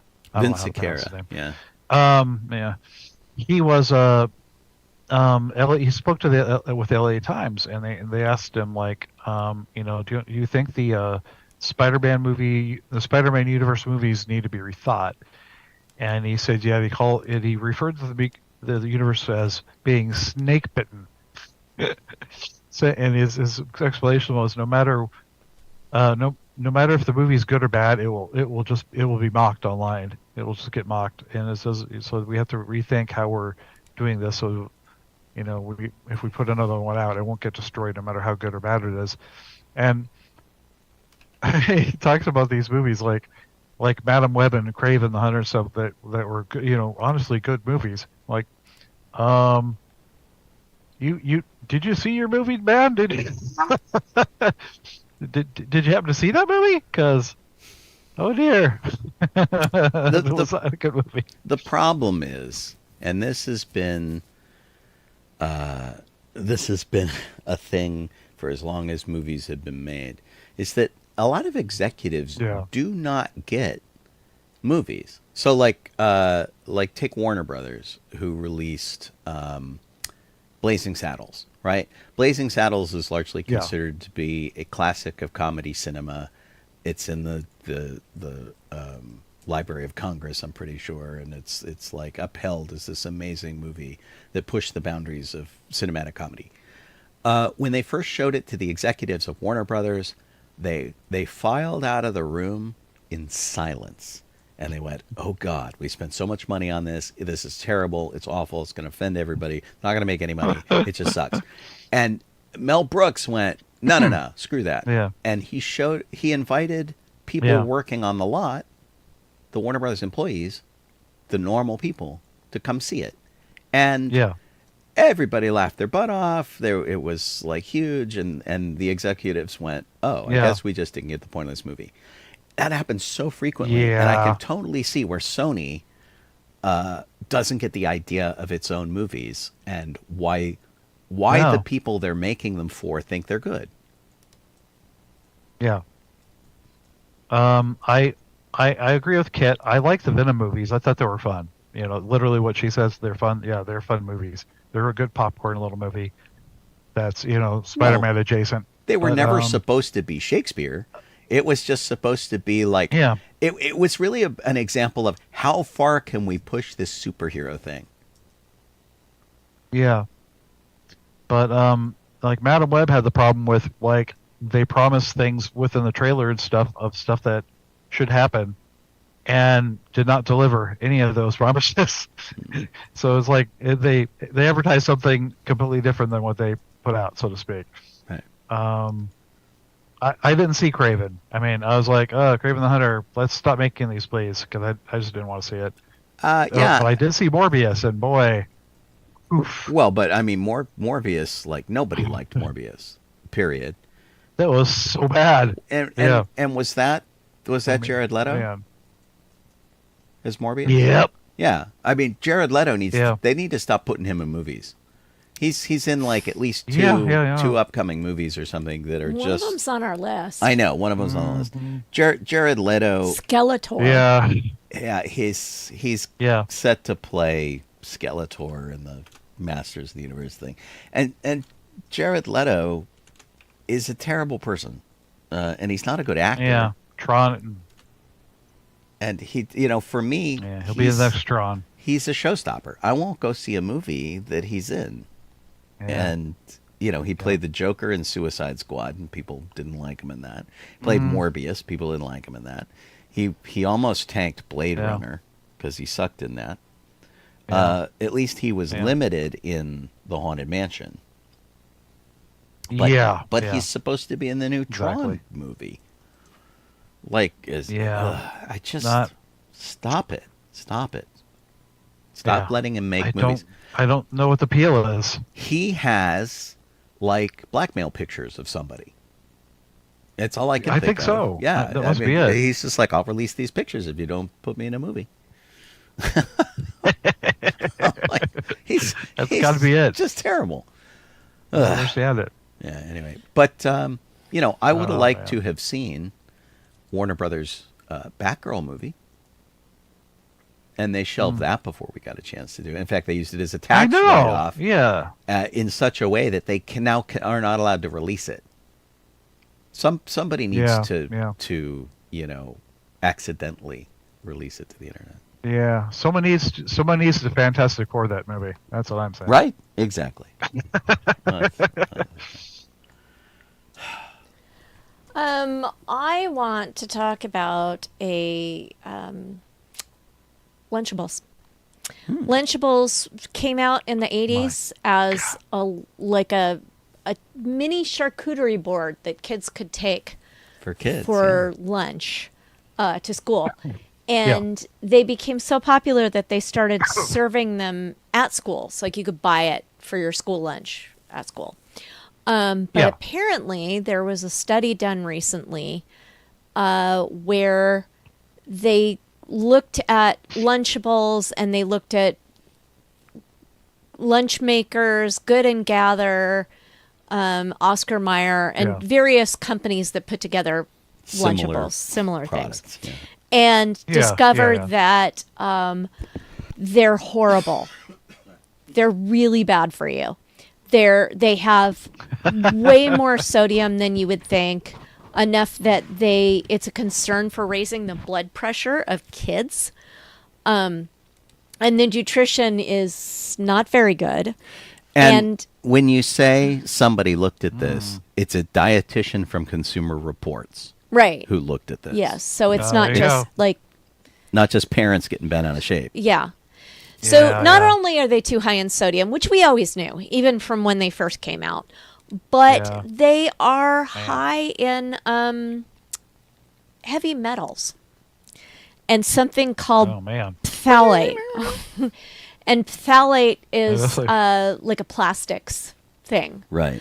And so you'd think, okay, well, the lead and sodium and stuff, they're not in the, they're only in the Lunchable that you buy in the store, right? They're not in the school version. Well, apparently it's worse in the school version. Lunchables are the worst. Yeah. Well, no, the ones that they sell in the schools have the highest levels of lead in them, which is insane. It's crazy. But Kraft Heinz said that they are removing Lunchables meal kits from the National School Lunch Program due to weak demand, not because it's full of lead, but because people aren't asking for them anymore. Lunchables came out like when I was in high school, so we just missed it. We just missed that. Yeah, but still, the things that they're finding out about lunch meats is really disappointing. Yeah. So, but the looking at the amount of lead, it's the U.S. There's a U.S. RDA of like what you're allowed to have in your diet of things like allowable stuff. So they are almost 50% of your daily sodium allowance, and the lead is maximum allowable dose. So the maximum amount of lead you are like allowed to have, that's 74%. In like turkey and cheddar cheese Lunchables, 74% of the maximum allowable lead you can have. It's insane. Like, what the heck? Yeah. Oh my gosh! Look It's at the just a mess. You could look at drinking, look at some bottled waters and check into how much cyanide they have that's allowable. Yeah. Sean, what do you want to talk Apparently, some about? levels are safe.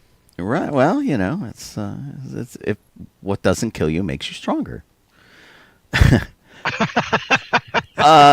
We're losing a couple of big stores here that have been staples for a while. Yeah. We grew up with a store called Pick and Save. Pick and Save eventually got absorbed by another chain called Big Lots. And Big Lots is going to close about 1,000 stores. They tried to sell their chain to someone else. It fell through. And so now they're basically just going to sell all of its assets, and so if you still have a Big Lots near you, and we don't, we have several in the area. Big Lots closed what, 2 years ago, a year ago? Maybe a year ago. Probably I don't know. A year ago. It's been a little while, and so a lot of them are closing down, and so inflation's part of it, and they're fighting Walmart and Amazon because people are just ordering stuff online, and so they filed for Chapter 11, and when they did, they said, we're doing this with the understanding that we don't think we're going to be able to stay alive, and that was it. Now, weirdly, in the Southern California area, we have Pick and Save coming back. We do? There are Pick and Save Yes, we stores do. in Southern California now. Yep. Yeah. They opened That's the just first one weird. up back up in Anaheim. A couple years ago. I pulled into a parking Yeah. lot and I looked up and I'm like, there's a Pick and Save there, which Yeah. is really kind of strange. The old signage, the old logo, the whole deal, it looked like it had never There's closed. one in Whittier and one in Anaheim. Yeah, Whittier, I think, is the one I stopped at. What? Yeah. The other Yeah. bit of bad news, and again, this is one of those things where, like, we like the store, we go there so infrequently, like most people, I think, that they just can't stay open. That's Party City. Yeah. And like Party City's been a Yeah, weird, staple, and most people go there for balloons and stuff. If you're doing a kids party, you might drop in and pick up some of the accessories for that. But the reality of it is we don't go there a lot. And I think where they used to make their money, I think they used to have a business where they did a lot of business in October. And that would carry them through the rest of the year because people went there for costumes and things. Yeah. And Kind of like Knott's. yeah. But the problem is Spirit Halloween has become such a juggernaut that I think they're taking a lot of business from them.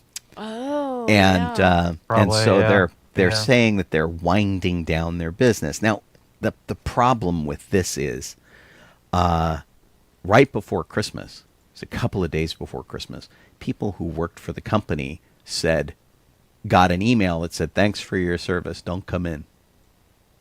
And that was it. That's how they were fired by email. I know somebody Jeff and I know him, who was like a district manager for Party City. That's how he got his message. Really kind of crummy. And then as of last Friday, they just locked all the doors. They like end of business, all done. Jeez. That was it. And Dang. Can I make a clarification? sure. The Pick and Save that we are talking about is spelled P-I-C, capital N-S-A-V-E. We are not Yes. talking about the Pick and Save, which is P-I-C-K, N, lowercase n, S-A-V-E, which is owned by Kroger's and is like in the Midwest. Yeah. Right. It's a different chain. Yes. Yeah. So Well, they're not The connected. original Pick and Save, I believe all they did was sell their locations. They kept the name, but they sold all their stores locations when they stopped business originally back in like whatever when Big Lot showed up. Right. Regarding Party City, they also are saying that competition from Amazon, Walmart, Costco have squashed them. They just can't keep up. And while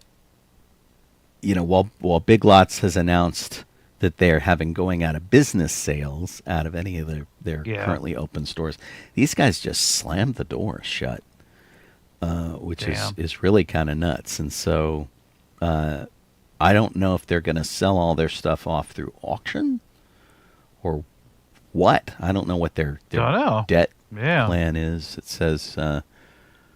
says we've done everything possible that we could to try to avoid this outcome. Unfortunately, it's necessary to commence a wind down process Immediately. Excuse me. I Sorry. mean, maybe they should have made a movie, like, Right. like Spirit did.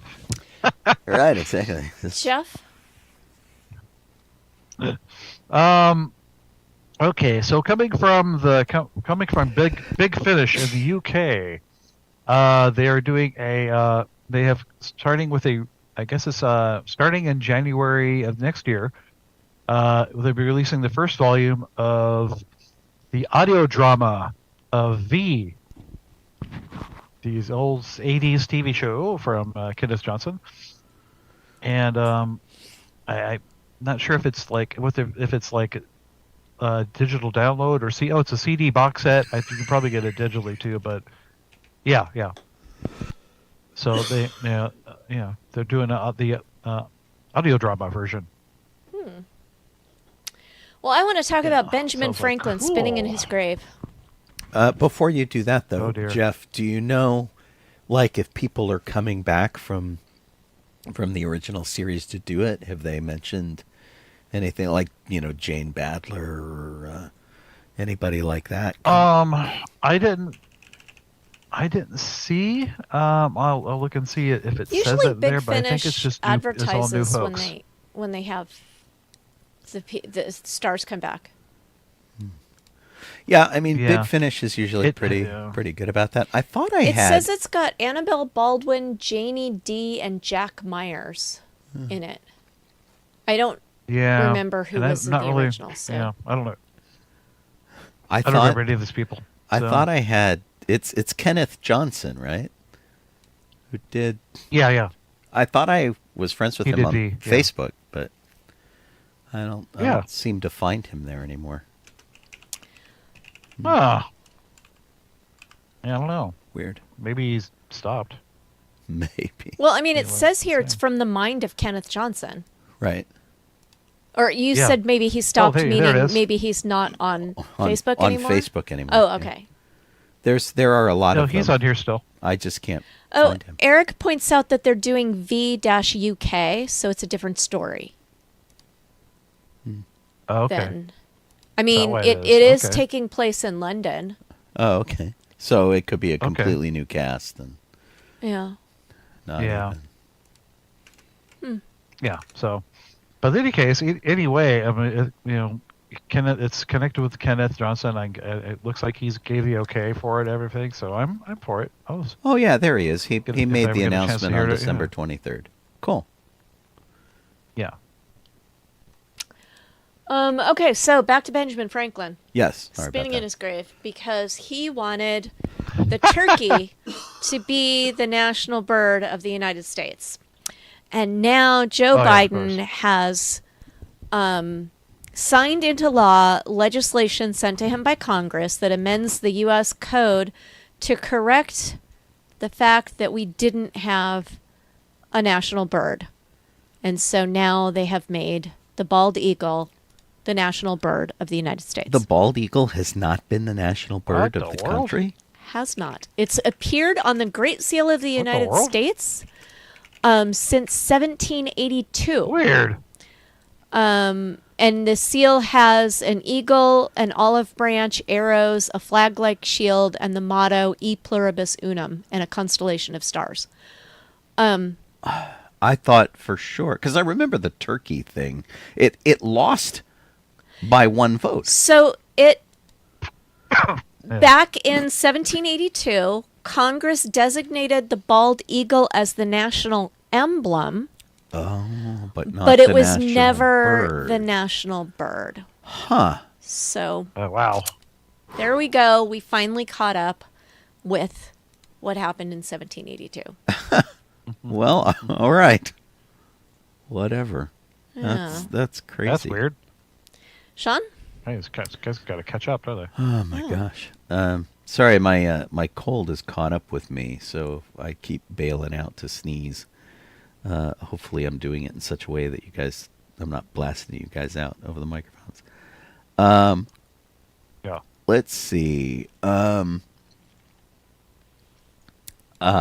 Apparently, as Stranger Things winds down,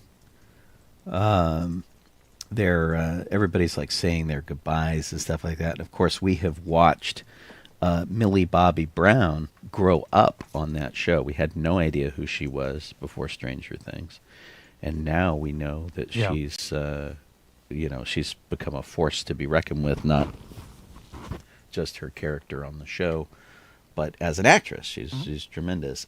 She apparently broke down in tears because they gave a goodbye letter to everybody, and they'd said their last goodbyes and did hugs and stuff. And she says, "Isn't graduation supposed to bring relief? Like you're glad to leave behind the teachers and the classmates?" She says, "Not me. I'm nowhere near ready to leave you guys." And she says, "I'll forever carry the memories and bonds we created together as a family." So, yeah, it's kind of interesting. But she was like kind of said she was ready for everything to end, because it's been like a long, drawn out, like 9 years. Yeah, I mean that's a lot. Like 5 seasons, but 9 years. That's crazy. And she was 11 when we first met her, and now she's like, creeping up on 20. So Yeah. The final season will premiere on Netflix in 2025. My goodness, there is a picture of Millie Bobby Brown from what looks like even before the first season, like probably while they were filming. And she is so little and tiny. yeah, she is. She's just like this little Yeah. kid. Yeah. And the picture. Sorry, I cut my mic off. you. The picture of her, she's tiny and scrawny as a little kid, and then there's a picture at the top of the article, and she's like an adult woman, and it's just like night and day. It's so crazy. Yeah. Right. Didn't she just get married? Yep. I I think so. I'm not sure. Look that up. I know. I No heard. idea. Jake Bon Jovi. That was it. Oh, there you go. Yeah. So that's John Bon Jovi's son, I think. In May in Oh, okay. Italy. Yeah. So a relatively recent. Well, wedding. they just shared photos Gotcha. of it in October.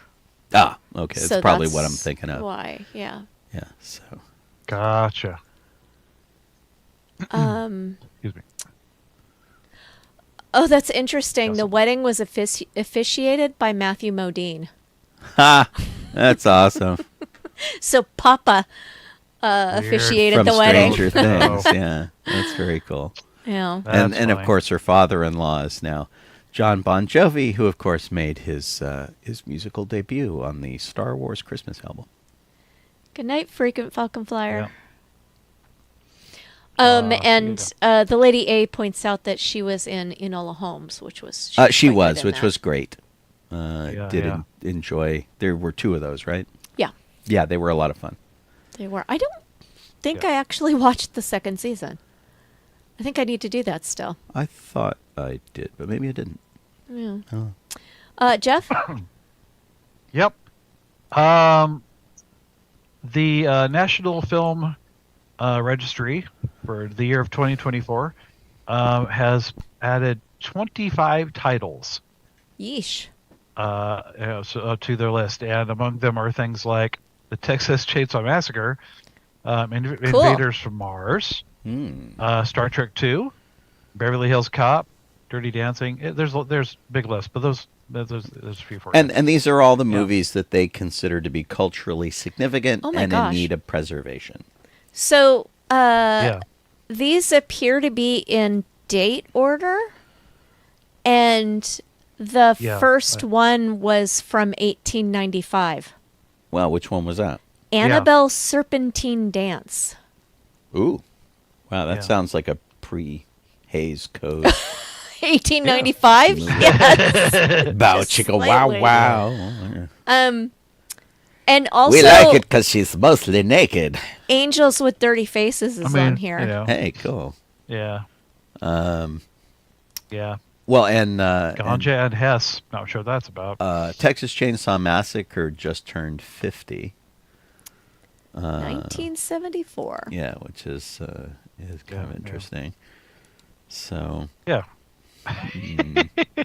Star Trek 2 is on this Yeah, list. some of these just were. I missed that if you said it, Jeff. I'm he sorry. did say it. Yeah. Sorry about that. Yeah. Star Trek Yeah. 2 deserves to All be right. on that list. It is one of the better of the Star Trek. Oh, totally. films. Yes, but Star Trek 4 is the best Yeah. one. No, they're different. I love Star Trek 4. Yeah, 4 is really good. Yeah. It's pretty good. Let's see. Sean, what do you want to talk about? Well, Ryan Johnson, our Star Wars buddy, who is probably better known these days for Knives Out and the sequel Glass Onion, and who is working on Knives Out 3, which is going to be a Netflix release. He might not come back to Netflix after that. He's trying to figure out what he's going to do with his career. But he's talking with Warner Brothers Discovery about doing something. He's got a 2-movie deal with them, and he might be doing his own sci-fi series of films. He did the sci-fi movie Looper, which was the one with Bruce Willis and gonna blank on his name. I'm picturing him. Third Rock from the Sun guy. Right. Joseph Gordon-Levitt. Thank you. Yes. Yeah, Joseph Gordon-Levitt. I know, isn't it awful? You can picture him in your head, and you're like, what's his name? So, of course, he did that. He did the very polarizing Star Wars The Last Jedi. I like it, by the way. I love that movie. Just to sit on that side of the fence. And then he's been doing these Benoit Blanc Knives Out movies, which are just so much fun.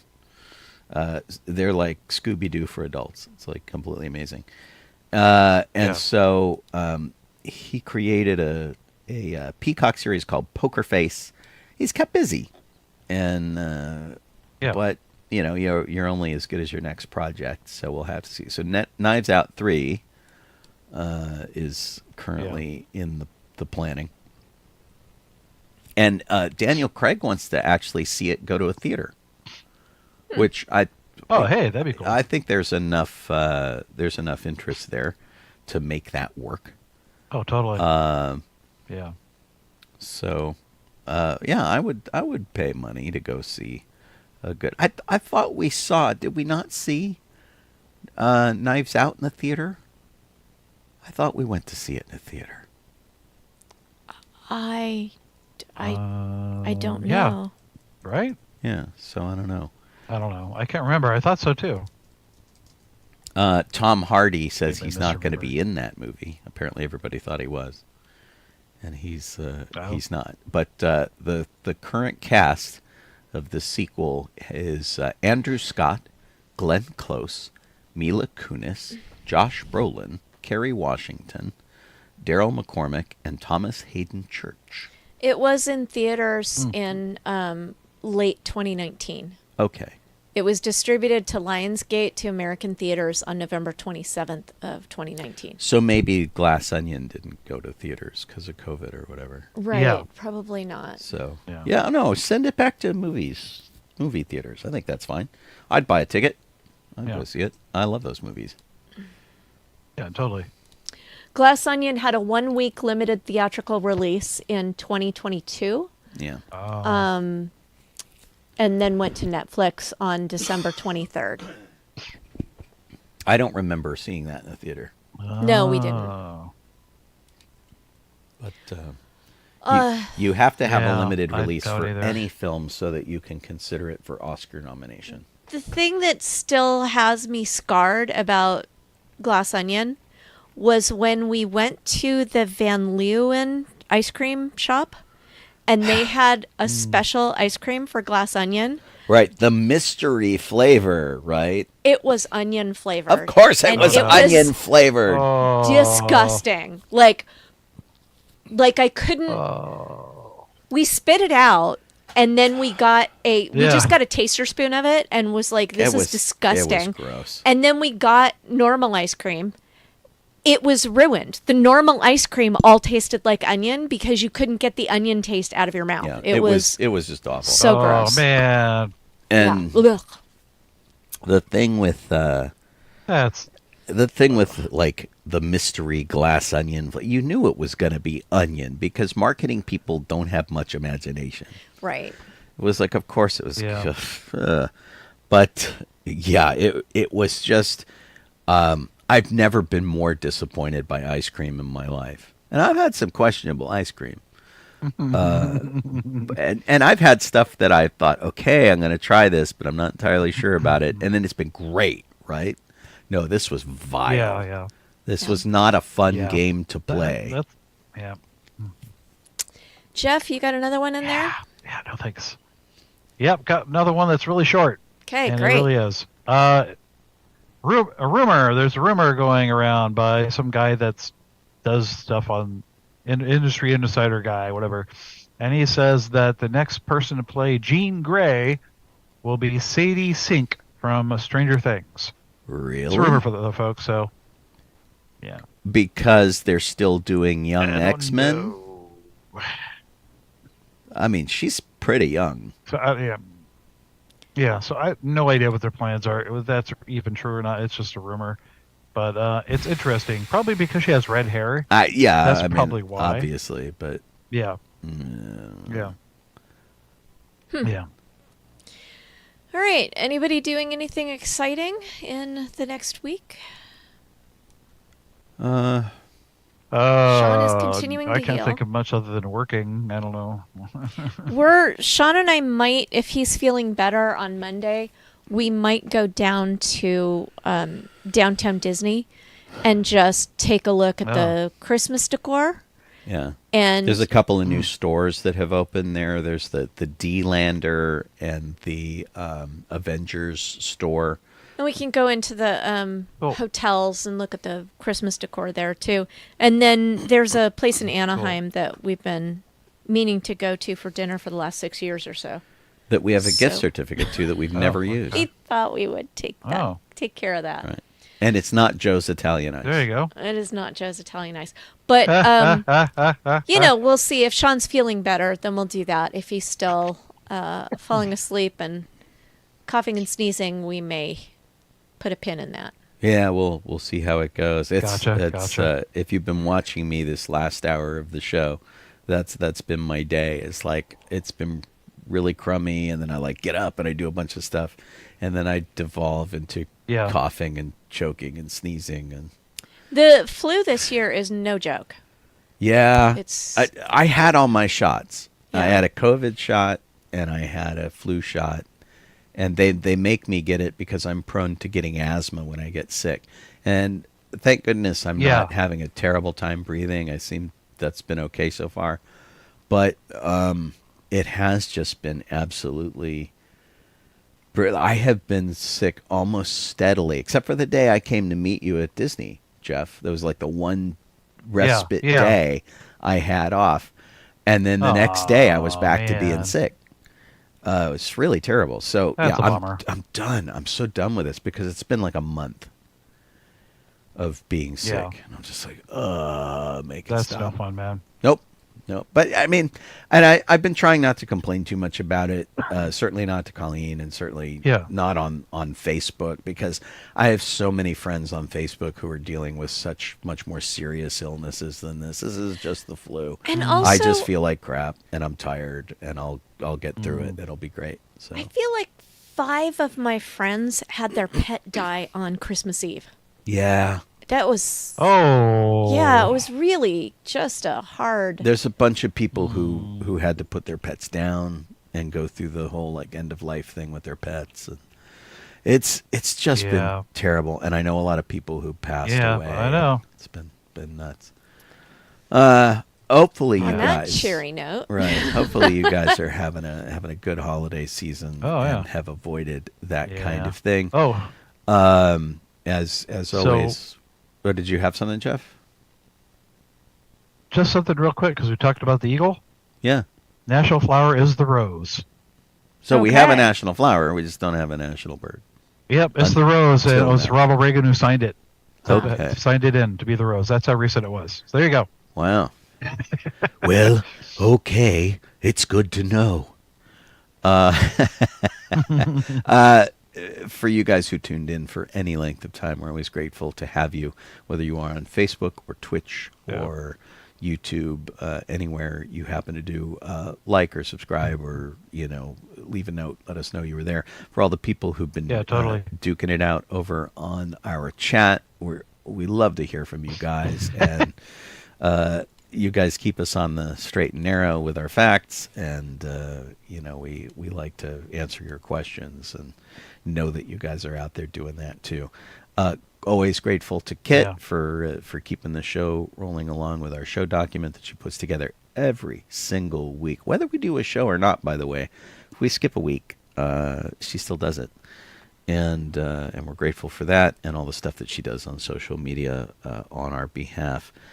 Next week we will be on the 2nd of January, so it won't be New Year's Eve. We will do a show next week, so do tune in for that. And if you've been over at sci-fi.radio, thanks for tuning in over there. I'll be on the air tomorrow morning at 9 a.m. To wrap out the week, being actually Friday, as opposed to today where I said it was Friday all day.